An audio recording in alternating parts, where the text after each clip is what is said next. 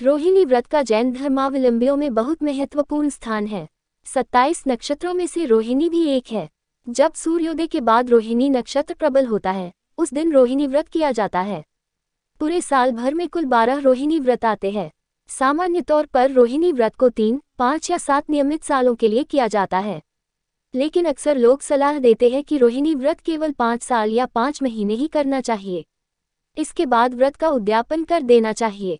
जैन धर्म में व्रतों को आत्मशुद्धि का सबसे अच्छा उपाय माना जाता है, जो आत्मा के विकारों को दूर कर कर्म बंध से छुटकारा दिलाने में सहायक होते हैं। ऐसी मान्यता है कि यह व्रत महिलाओं द्वारा अपने पति की लंबी उम्र के लिए किया जाता है। साथ ही मां रोहिणी जातक के घर से कंगाली को दूर भगाकर सुख एवं समृद्धि की वर्षा करें, ऐसी कामना भी की जाती है।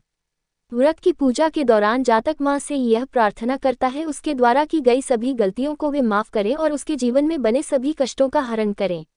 इस व्रत के दौरान पूरे दिन भूखा रहना होता है। प्राचीन समय में चंपापुरी नामक नगर में राजा माधवा अपनी रानी लक्ष्मीपति के साथ राज करते थे। उनके 7 पुत्र एवं एक रोहिणी नाम की पुत्री थी। एक बार राजा ने निमित्त ज्ञानी से पूछा कि मेरी पुत्री का वर कौन होगा। उन्होंने कहा कि हस्तिनापुर के राजकुमार अशोक के साथ तेरी पुत्री का विवाह होगा। ये सुनकर राजा ने स्वयंवर का आयोजन किया, जिसमें कन्या रोहिणी ने राजकुमार अशोक के गले में वरमाला डाली और उन दोनों का विवाह संपन्न हुआ। एक समय हस्तिनापुर नगर के वन में श्री चारण मुनिराज आए। राजा अपने प्रियजनों के साथ उनके दर्शन के लिए गया और प्रणाम करके धर्मोपदेश को ग्रहण किया। इसके पश्चात राजा ने मुनिराज से पूछा कि मेरी रानी इतनी शांतचित क्यों है। तब गुरुवर ने कहा कि इसी नगर में विस्तुपाल नाम का राजा था और उसका धनमित्र नामक एक मित्र था। उस धनमित्र की दुर्गंधा कन्या उत्पन्न हुई। धनमित्र को हमेशा चिंता रहती थी कि इस कन्या से कौन विवाह करेगा। धनमित्र ने धन का लोभ देकर अपने मित्र के पुत्र श्रीसेन से उसका विवाह कर दिया, लेकिन अत्यंत दुर्गंध से पीड़ित होकर वह एक ही मास में उसे छोड़कर कहीं चला गया। इसी समय अमृतसेन मुनिराज विहार करते हुए नगर में आए तो धनमित्र अपनी पुत्री दुर्गंधा के साथ वंदना करने गया और मुनिराज से पुत्री के भविष्य के बारे में पूछा। उन्होंने बताया कि गिरनार पर्वत के निकट एक नगर में राजा भूपाल राज्य करते थे। उनकी सिंधुमती नाम की रानी थी। एक दिन राजा रानी सहित विनक्रीड़ा के लिए चले, सो मार्ग में मुनिराज को देखकर राजा ने रानी से घर जाकर मुनि के लिए आहार व्यवस्था करने को कहा। राजा की आज्ञा से रानी चली तो गई, परंतु क्रोधित होकर उसने मुनिराज को कड़वी तुम्बी का आहार दिया, जिससे मुनिराज को अत्यंत वेदना हुई और तत्काल उन्होंने प्राण त्याग दिए।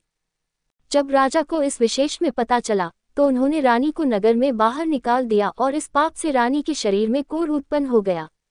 अत्यधिक वेदना व दुख को भोगते हुए वो रौद्र भावों से मर के नरक में गई।